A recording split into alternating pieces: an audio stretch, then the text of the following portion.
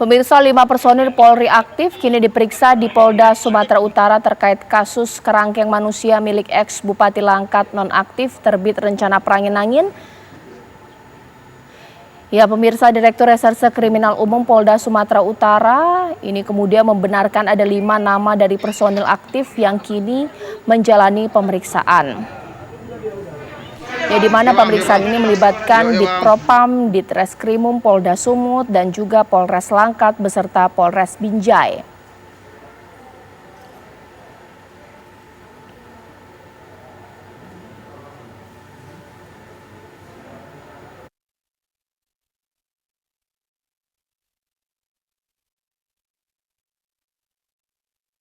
Lima oknum polisi, kelima-limanya sudah kami lakukan pemeriksaan.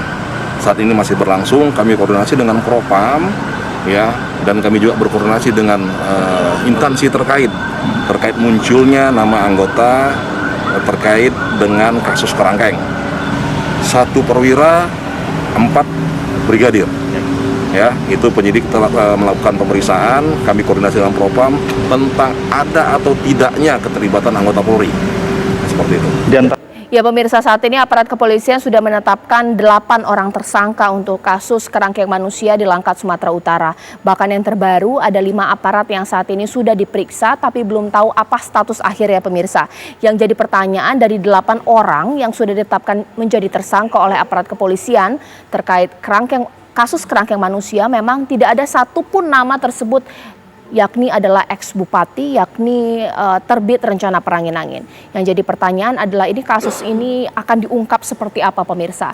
Saat ini lewat sambungan Zoom saya sudah tersambung dengan 2 narasumber saya, mulai dari Pak Benny Mamoto, bahkan juga saya sudah melihat Pak Edwin Partogi, Wakil Ketua LPSK, dan Pak Benny Mamoto merupakan Ketua Harian Kompolnas. Selamat malam Bapak-Bapak. Selamat malam. Ya. Pak Benny. Sebelum saya ke Pak Benny, saya mungkin ke Pak Edwin dulu. Pak Edwin, puaskah Bapak dengan hasil temuan dari aparat kepolisian 8 tersangka dan nama ex-bupati tidak termasuk di dalamnya, dan untuk aparat statusnya masih terperiksa, seperti apa? Ya, ini bukan soal kepuasan ya, tapi ini soal kewajiban, soal keharusan. Bahwa posisi negara itu kan kalau ada kejahatan menindak. Selain menindak, tapi juga memperhatikan pemenuhan hak-hak korbannya. Nah, dari apa yang kita lihat dalam 2 bulan ini, sejak 19 Januari ya, ini kan baru kemudian polisi menyatakan ada 8 orang tersangka untuk tindak pidana perdagangan orang. Nah, di dalam tindak pidana perdagangan orang ini sudah memang terjadi eksploitasi, makanya ketika kami menyampaikan informasi kepada pers, kami sampaikan yang terjadi itu adalah kerja rogi, gitu. Karena memang yang terjadi adalah perbudakan. Tapi pertanyaannya, dari eksploitasi yang sudah terjadi itu siapa yang diuntungkan? Gitu. Apakah pihak yang diuntungkan dari adanya eksploitasi tersebut dijadikan tersangka atau tidak? Nah, sepertinya dari inisial nama-nama yang ada itu hal itu belum nampak. Itu banyak. Oke, baik. Kalaulah saat ini memang LPSK begitu mendorong bahwa aktor-aktor lain yang terlibat dalam kasus kerangkeng manusia ini segera diungkap. Bahkan dari LPSK ini juga sudah menegaskan, bahkan juga menggarisbawahi pembiaran yang dilakukan oleh aparat dan juga unsur keterlibatan lainnya. Ini sebenarnya kalau temuan di lapangan, Pak Edwin, seperti apa sih? Ya benar Pak Mbak Caca. Jadi ini bertahan selama 1 dekade kerangkeng manusia ini, tentu itu terjadi karena ada pembiaran. Pembiaran itu dengan kata lain adanya perlindungan dari pihak yang seharusnya menindak. Nah, pihak yang seharusnya menindak ini kan dulu mungkin bekerja di kecamatan, kabupaten, sekarang mungkin sudah di Medan. Itu juga pihak polisiannya.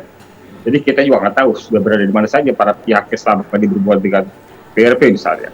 Nah, kalau apa saja yang terjadi, ya kami sudah menyampaikan setidaknya ada 7 dugaan tindak pidana. Ada perampasan kemerdekaan, ada kekerasan terhadap anak, ada penyiksaan, ya di situ dalamnya ada penganiayaan berat dan bahkan ada kematian. Kemudian ada penistaan agama, ada kecelakaan kerja, dugaan kecelakaan kerja. Ya.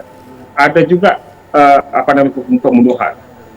Jadi termasuk juga yang kami dengar ada juga perlindungan yang dilakukan oleh PRT terhadap salah satu DPO Ya. yang peristiwanya sudah terjadi sejak tahun 2012. Baik. Jadi banyak dugaan tindak pidana terjadi dan para korbannya itu kalau menurut TRT yang menghuni kerangkeng itu ada 2.000 sampai 3.000 orang. Kalau menurut Kapolda sudah sekitar 600 orang yang pernah menghuni kerangkeng manusia tersebut gitu. Nah, kita yang temuan terakhir ketika KPK pada tanggal 19 Januari lalu adalah sekitar 65 orang. Nah, pada konteks TPPO atau perbudakan orang, 65 orang atau bahkan 600 orang, 2.000 orang itu harus ditanyakan tentang pemenuhan haknya, termasuk ganti rugi. Baik. Karena dalam TPPO ada kewajiban penyidik untuk menanya ganti rugi kepada para korban. Ya, mungkin sekarang saya ke Pak Beni. Pak Beni, kalau dari Kompolnas sendiri, ini bagaimana kemudian tetap mengawal kasus ini, mengingat dari Pak Edwin, saya garis bawahi, ada indikasi pembiaran ataupun juga mengamankan tempat ini, Pak, dari aparat yang mungkin bertugas di daerah kabupaten dan juga mungkin wilayah terkecil lainnya. Bagaimana, Pak Beni? Ya, yang pertama perlu kami sampaikan bahwa dari Kompolnas sendiri sudah turun ke sana, salah satu komisionernya Pak Yusuf sudah supervisi penanganan kasus ini. Kemudian yang kedua, meskipun agak lama, tentunya kami mengapresiasi sudah meningkatkan status kasus ini ke penyidikan setelah melalui gelar perkara, kemudian penetapan tersangka, dan akan dilanjutkan dengan pemanggilan mereka untuk sebagai tersangka, dan diharapkan ini akan berlanjut sampai dengan nanti berkas perkara dikirim ke pengadilan. Memang kalau berbicara pasal-pasal tadi yang disampaikan Pak Edwin, saya melihat sebagian sudah masuk semua, dari penganiayaan, pembunuhan, kemudian perdagangan orang dan sebagainya. Nah, tentunya tidak berhenti sampai 8 orang saja. Ini masih dimungkinkan untuk berkembang. Kemudian untuk bupatinya sendiri, nanti konstruksi pembuktian dari kasus ini dimulai dari bawah, itu nanti akan ke atas kepada siapa yang paling bertanggung jawab, siapa yang menginisiasi pembuatan kerangkeng ini, kemudian apa saja yang mereka ketahui, apa saja program yang mereka bikin yang notabene justru melanggar hukum. Nah, dalam kesempatan yang lalu saya sudah sampaikan bahwa keberadaan kerangkeng yang sudah begitu lama, pertanyaannya adalah apa tidak tahu dari pihak aparat terkait yang ada di lokasi itu. Dan ternyata setelah dirilis terbukti bahwa nyaris semua tahu. Bahkan sampai BNNP sendiri sudah pernah turun untuk melakukan pemeriksaan di sana. Tetapi rekomendasinya tidak digubris oleh bupati. Nah, ini pertanyaannya kenapa berhenti sampai di situ. Jadi menurut saya ini masih berkembang dan masih banyak pihak yang nantinya bisa dimintain pertanggungjawaban dalam kasus ini.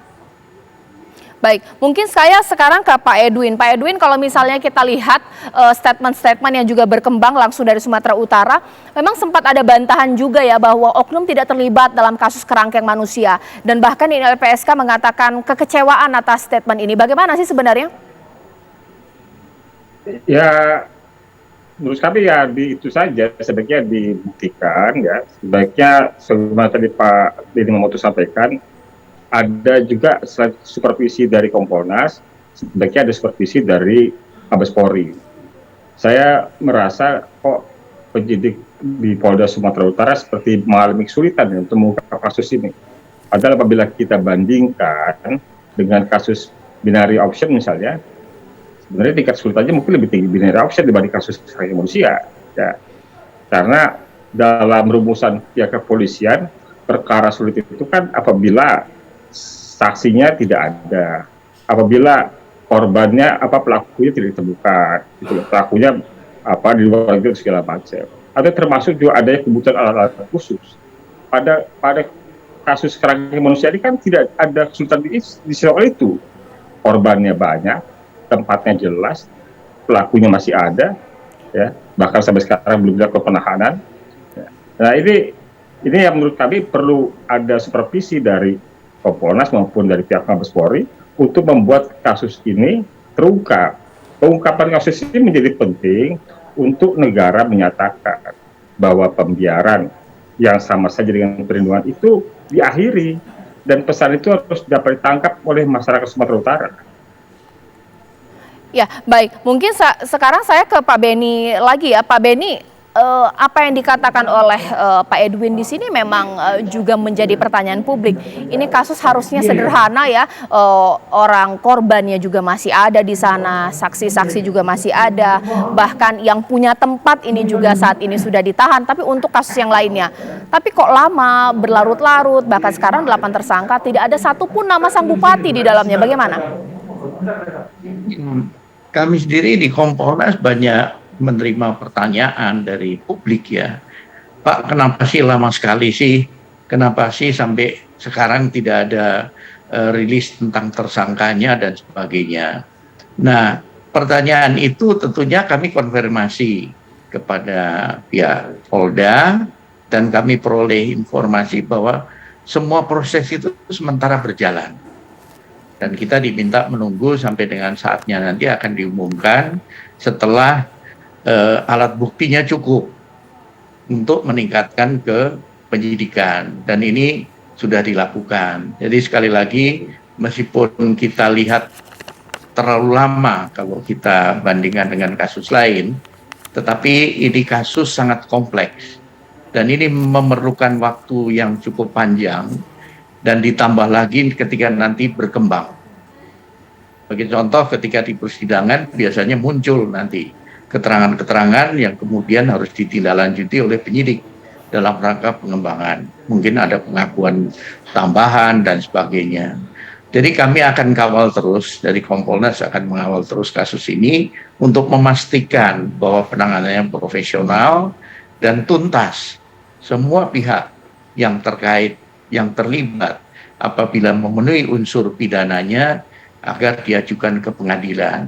Demikian juga ketika ada aparat yang nanti terlibat, baik nanti dalam konteks katakanlah pelanggaran disiplin, pelanggaran kode etik maupun pidana, kami tentunya mendorong untuk dilakukan proses secepatnya dan secara transparan.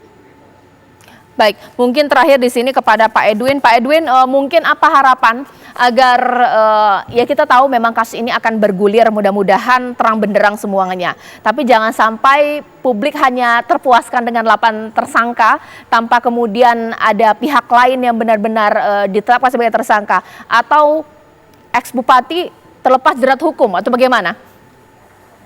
Ya, pertama yang saya sampaikan ya, dari soal proses hukumnya, sebenarnya sejak 4 Februari, Kabar Eskrim sudah meminta agar proses hukum ini dinaikkan pada tingkat penyidikan.